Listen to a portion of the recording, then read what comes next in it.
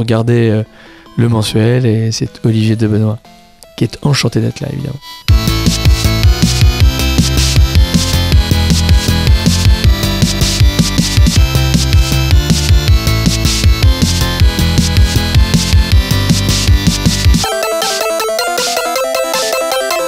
C'est la première fois que je joue en plein air de ma vie. C'était quelque chose qui me terrorisait parce que comme j'ai besoin que ce soit calme et en fait c'était inouï de bonheur de jouer avec une température ambiante, public de Nice, électrique, et j'ai rejoué après une deuxième fois au casino, c'était blindé au casino de Nice, et là encore j'ai pris une claque. Donc je peux dire que Nice, on dit que dans le sud le public est moins bon que dans le nord, mais après 2 dates à Nice, je suis heureux de dire le contraire. Mais public chaud, hyper vif, chaleureux, et puis surtout ils sont vraiment plus que spectateurs, ils sont acteurs, quoi. C'est-à-dire que il faut que l'artiste sur scène se démène, c'est-à-dire qu'il faut se battre, c'est-à-dire que là vraiment si il faut se battre, c'est un vrai combat, et je crois avoir mis KO 2 fois le public, puisque c'est quand même le but du jeu, c'est qu'à la fin on les assomme. Pour les fiançailles, elle m'a demandé de lui offrir une bague de la valeur de mon amour pour elle. Du coup je lui ai acheté un serre-joint. Vous retenez ma belle-mère en otage? Je veux une preuve. Non, avec un doigt, je la reconnaîtrai pas. Envoyez-moi la tête.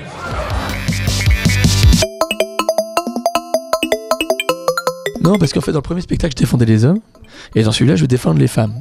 Donc, voilà. Bon, le spectacle sera plus long, évidemment. J'ai trouvé ça rigolo avec Vincent Leroy, mon auteur. Là, on a trouvé ça rigolo tous les deux de faire un vrai contre-pied, même si la maladresse reste la même. C'est-à-dire que j'ai quand même du mal à trouver des arguments pour défendre les femmes. C'est un peu compliqué. C'est pour ça que je dis que depuis la mort de Jacques Vergès, je suis le seul avocat capable ou qui veut défendre une cause perdue. Donc si quelqu'un me dit que ce spectacle est misogyne, j'aurais pas réussi. Parce qu'en fait, il y avait quelqu'un qui avait titré un jour le macho rigolo. Ça, je trouve ça sympa en fait. C'est-à-dire que le con, c'est moi quand même. Le con, dans ce spectacle comme dans l'autre, ça reste moi. Après, c'est vrai que un peu comme une suite, un peu comme quand on voit Colombo, on voit l'épisode suivant, on veut retrouver les codes de Benoît. Il y aura sa femme, il y aura sa belle-mère, il sera con, il sera bien en noir, il aura la main dans la poche et l'autre à sa ceinture, etc. Les gens ont envie de retrouver tout ça, un peu comme Colombo à sa femme et sa 405 ou sa 504. Donc les gens qui vont voir Fournisseur d'excès, ils vont retrouver celui qu'ils ont aimé pour ceux qui ont aimé, celui de très très haut débit et celui de la télé, et pour de nouvelles aventures. Voilà, je dirais que Fournisseur d'excès, c'est de nouvelles aventures. C'est Olivier de Benoît qui se transforme en avocat qui va défendre les femmes, et ça marche pas en fait. Non, mais je pense pas que ce soit plus noir, ce spectacle, que ce soit plus noir que l'autre. Il est mieux écrit que l'autre. D'ailleurs, le compliment le plus fort qu'on m'ait fait, et qu'on me fait souvent, c'est il est meilleur que très très haut débit, le spectacle précédent. J'ai fait 156 dates de tournée, mais finalement dans toute la génération, par Pondard, etc., je suis le premier à revenir avec Kev Adams d'ailleurs, avec un nouveau spectacle, et donc il n'aura pas été trop exploité finalement. J'aurais fait 2 saisons. Et en fait dans le premier spectacle où je défendais les hommes, là j'ai défendu les femmes, et là maintenant je sais d'où vient le problème. Les hommes. Enfin, moi, voilà, je laisse à chacun de comprendre le deuxième degré. En tout cas, la personne derrière la caméra s'est marrée, elle a compris le message. Ouais.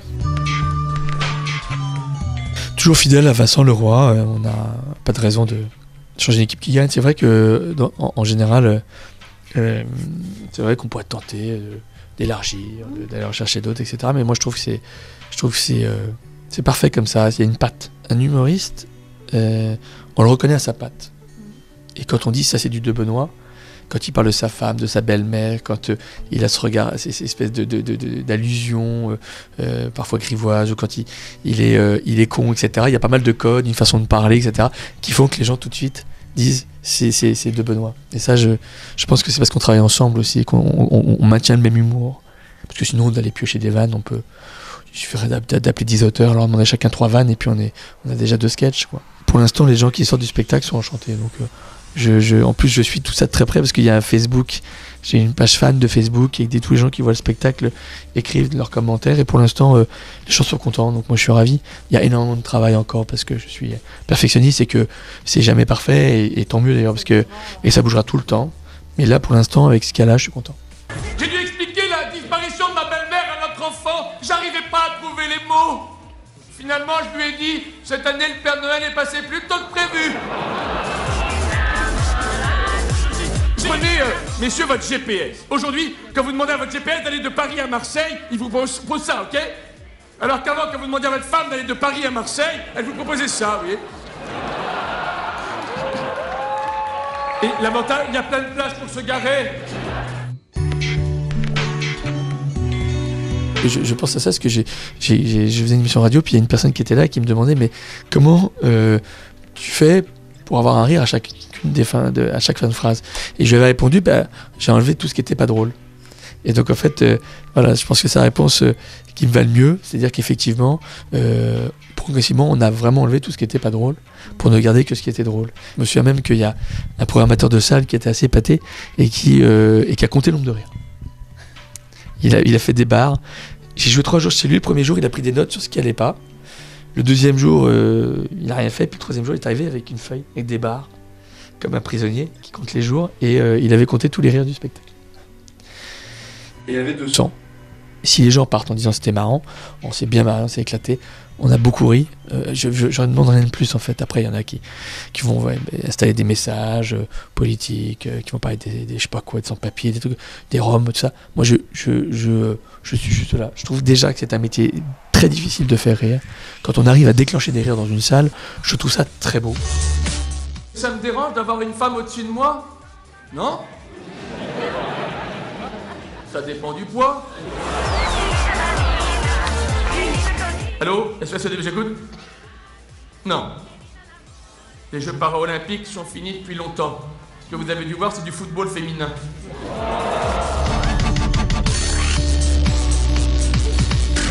C'est essentiel et je le dirais d'autant plus avec autant de conviction qu'on est en train de faire une télé. Donc c'est vrai que c'est tout à fait à propos de dire que oui. C'est-à-dire que plus j'avance, et je le confirme, c'est impossible de remplir 1000 places. Le casino de Nice, c'est 900. On peut pas remplir 900 places sans télé. C'est pas possible de faire. Parce que les gens connaissent, faut que les gens connaissent votre travail pour aller payer une place de théâtre. C'est pas parce qu'ils ont vu un extrait sur YouTube qu'ils vont voir 3 bons mots dans un journal ou non, il faut faire la télé. Il faut faire la télé. Ceux qui passent le plus à la télé ou ceux qui passent le mieux à la télé sont ceux qui remplissent le plus. C'est un métier essentiel. C'est-à-dire c'est un petit peu comme les pubs. C'est-à-dire qu'on est un peu des produits quand même, qu'on le veuille ou non. C'est-à-dire qu'il y a toute une stratégie marketing, comment on annonce, etc. C'est pas péjoratif de le dire. C'est-à-dire qu'au même titre que des gens vont acheter un forfait SFR, les gens, est-ce qu'ils ont envie d'aller voir De Benoît? Et il faut leur donner envie d'aller voir De Benoît. Donc il faut leur montrer un maximum de choses pour dire et ce mec est drôle, je viens. Non, mais c'est vrai que la télé, j'en fais un peu moins souvent cette année. Parce que la télé, ça use. Puis surtout, il faut y aller quand on est bon. Il faut avoir un truc bon à faire. Et c'est vrai que je trouvais le rythme de la semaine dernière harassant de revenir toutes les semaines avec un truc au niveau. Je préfère attendre un peu plus et revenir avec des sketchs qui marquent plus les gens.